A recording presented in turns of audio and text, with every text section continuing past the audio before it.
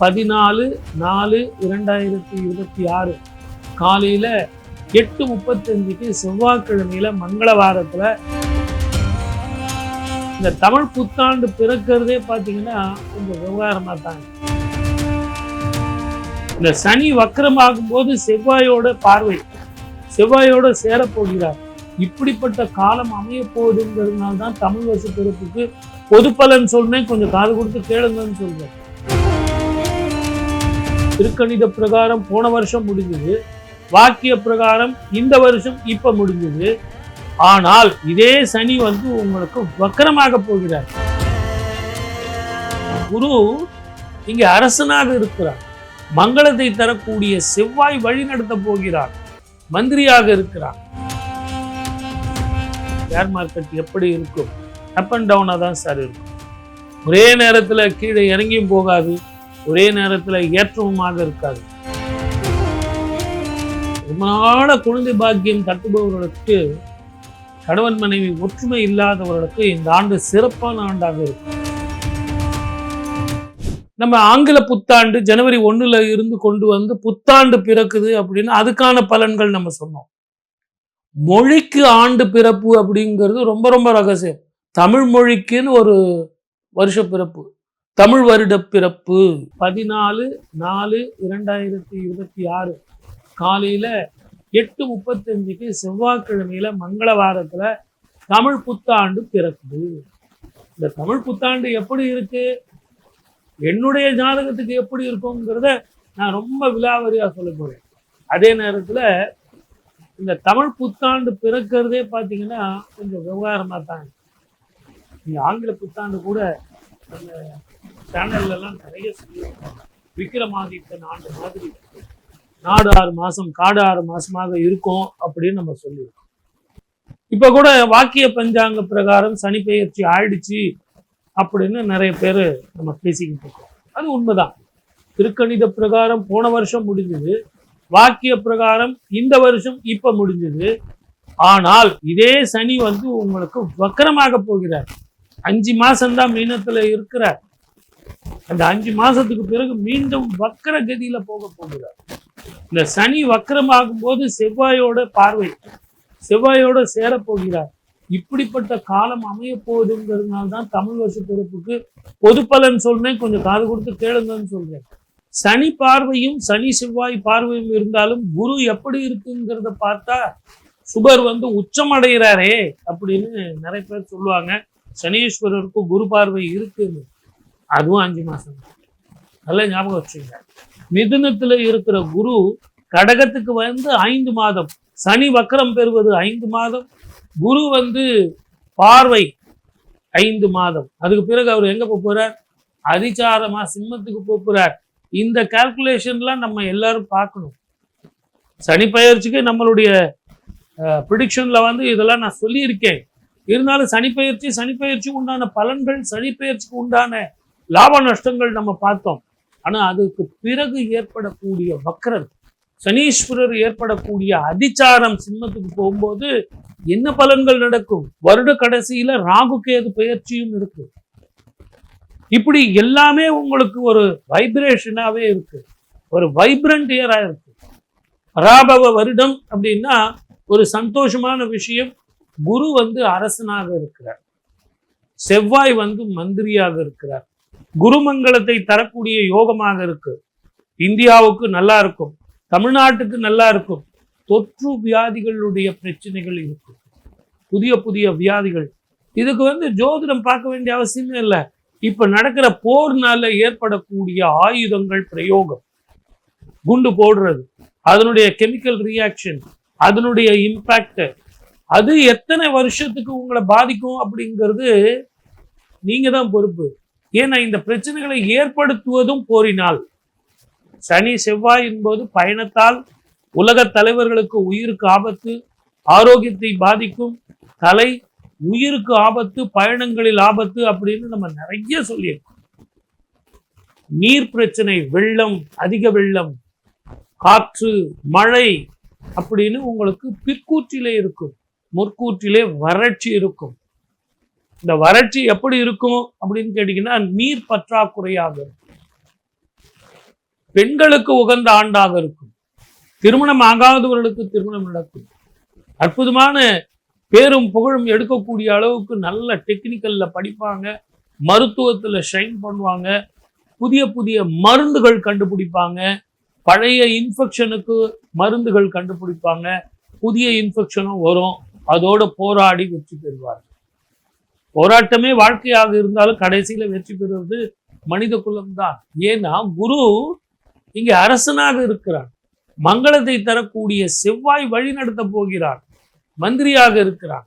Agriculture பயிர் தொழிலாம் எப்படி sir இருக்கும் அப்படின்னா சராசரியா இருக்கும். பெரிய லாபத்தையும் கொடுக்காது, நஷ்டத்தையும் கொடுக்காது. கொஞ்சம் அந்த பூச்சி தொல்லைகள் நிச்சயமாக இருக்கும். அதுக்கு நிறைய கெமிக்கல் வாங்கி போட்டு செலவு பண்ண வேண்டிய ஒரு சூழ்நிலை ஏற்படும். அதனால லாபத்துல கொஞ்சம் குறையும். சின்ன திரை பெரிய திரையில இருக்கிறவங்களுக்கு புதிய புதிய வரவுகளும் புதிய புதிய ஏற்பாடுகளும் நமக்கு கிடைக்கும். ஷேர் மார்க்கெட் எப்படி இருக்கும்? அப் அண்ட் டவுனாக தான் சார் இருக்கும். ஒரே நேரத்தில் கீழே இறங்கியும் போகாது, ஒரே நேரத்தில் ஏற்றமுமாக இருக்காது. ஒரு நாளைக்கு இறக்கத்தில் இருக்கும், ஒரு நாள் ஏற்றமாக இருக்கும். ஒரு ஸ்டாண்டர்ட் மார்க்கெட்டாக இருக்கும் அப்படின்னு சொல்ல முடியும். இன்வெஸ்டர்ஸ் கொஞ்சம் நிதானமாக பொறுமையாக பார்த்து செய்யுங்க, அவசரப்படாதுங்க. வயது முதிர்ந்தவர்கள், வயதானவர்கள் முடிந்த வரைக்கும் வயிறு சம்பந்தமான பிரச்சனைகளுக்கு நேரத்துக்கு சாப்பிடுங்க, நேரத்துக்கு தூங்குங்க. படிக்கிற பிள்ளைங்க படிப்புல கவனம் வைங்க. வெளிநாடோ வெளி மாநிலமோ போய் படிக்கிறத விட இந்தியாவிலேயே படிக்கிறது நல்லது அப்படின்னு கொஞ்சம் யோசனை பண்ணுங்க. இதெல்லாம் நான் எதுக்காக சொல்றேன் அப்படின்னா, ஒன்று சனி வக்ரன், இன்னொன்று குரு உங்களுக்கு பார்வை இல்லாமல் உச்சமாக இருந்தாலும் அதிசாரமாக சிம்மத்துக்கு போகிறதும், அதுக்கு அடுத்தது ராகு கேது பெயர்ச்சி இருப்பதும், இதையெல்லாம் இந்த தமிழ் வருட பிறப்புல நம்ம கணக்குல எடுத்துக்கணும். இதெல்லாம் சரி சார், திருமணம் நடக்காதவர்களுக்கு திருமணம் நடக்குமா, குழந்தை பாக்கியம் கிட்டுமா, வீடு வாங்கலாமா, ரியல் எஸ்டேட் எப்படி இருக்கும்? ரியல் எஸ்டேட் நல்லா இருக்கும் சார், வருமானங்கள் கூடும். ரியல் எஸ்டேட் தொழில் பண்றவங்களுக்கு நல்ல வருமானங்கள் தூக்கலாம், நல்லா அதனுடைய விலைவாசிலாம் கம்மியாகும், அவங்களுக்கு வர வேண்டிய வருமானங்கள் கூடும், நிறைய டிரான்சாக்ஷன் நடக்கும். செவ்வாய் மந்திரியா இருக்காரு இல்லைங்களா, அதனால நில சம்பந்தப்பட்டதெல்லாம் நல்ல சேல்ஸ் ஆகும், வருமானங்கள் பெறும். ரொம்ப நாள குழந்தை பாக்கியம் தட்டுபவர்களுக்கு, கணவன் மனைவி ஒற்றுமை இல்லாதவர்களுக்கு இந்த ஆண்டு சிறப்பான ஆண்டாக இருக்கும். இந்த பராபவ வருடத்துல IOL IVFல குழந்தை நிறைய பாக்கியங்கள் ஏற்படும். இதெல்லாம் பார்த்தீங்கன்னா இவ்வளோ ஃபெர்டிலிட்டி சென்டர் இருக்குமா அப்படிங்கிறது சந்தேகமா இருந்தது. ஆனா இப்ப தமிழ்நாட்டில் மட்டும் இல்லை, உலகம் முழுவதுமே தெருவுக்கு ஒரு ஃபெர்டிலிட்டி சென்டரா இருக்கு.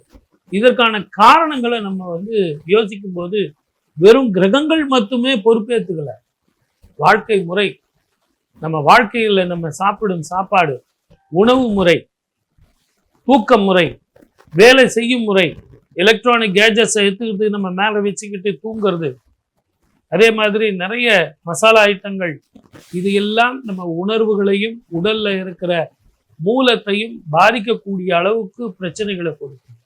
ஆகவே அதனால குழந்தை பாக்கியம் தட்டுறதுங்கிறது வெறும் பெண்ணுக்கு மட்டும் இல்லை, ஆணுக்கு கூட இதுல பொறுப்பு. IOL IVF அது மூலமாகத்தான் குழந்தை பிறக்கும். மொத்தத்துல பராபவ வருடம் அப்படிங்கிறதே ஒரு அனுபவ காலமாகத்தான் இருக்கும். 3 ராஜ கிரகங்கள், சனி பெயர்ச்சி, குரு பெயர்ச்சி, ராகு கேது பெயர்ச்சி எல்லாமே முடிஞ்சிருச்சு. வாக்கிய பிரகாரம் ஒரு பெயர்ச்சி முடிஞ்சது. 1/6/2026 குரு பெயர்ச்சி வருது. இந்த குரு பெயர்ச்சி எப்படி இருக்கும் அப்படின்னு நம்ம பார்த்து அதனுடைய பலனும் சொல்ல போறோம். ராகு கேது பெயர்ச்சி மிகப்பெரிய பெயர்ச்சியாக இருக்கும். அதே நேரத்துல குடும்பத்துல இருக்கிறவங்களுக்கு வியாதிகள் எப்படி இருக்கும்?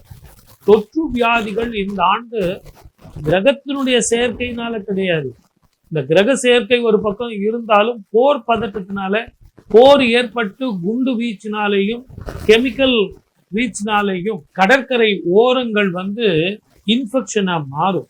ஆகவே இந்த காலகட்டத்துல இந்த பாம்பு போடுறது அதெல்லாம் கொஞ்சம் யோசனை செஞ்சு, கோபத்துக்கு வழிவிடாம சாந்தத்துக்கு வழிவிட்டு நிதானமாக இந்த அரசுகள் முடிவெடுத்தால் மக்கள் எல்லாம் செழிப்பாக வாழ்வார்கள்.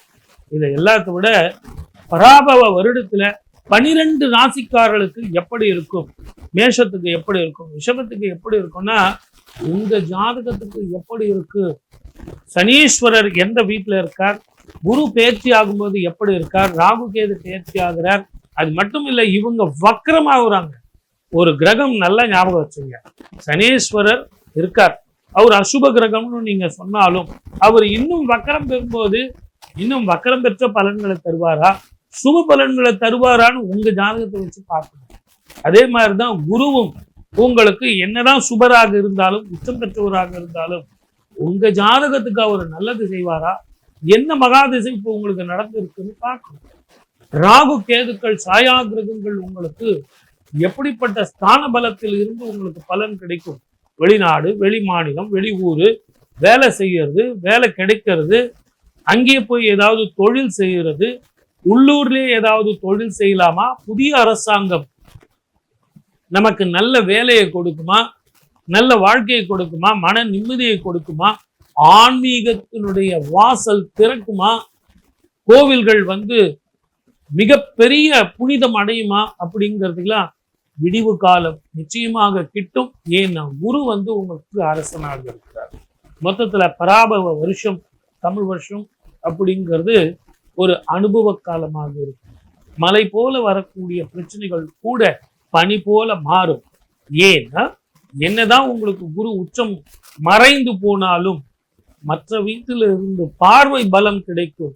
குருவுக்கு ஸ்தான பலம் இல்லை அப்படிங்கிறதுனால மற்ற வீட்டுல இருக்கும் போதும் அந்த பார்வை பலம் வரும். கிரகங்கள் மாறும், ஆனால் சுபமாக எல்லோரும் இருப்பார்கள் அப்படிங்கிறத ஒரு சின்ன விஷயம்.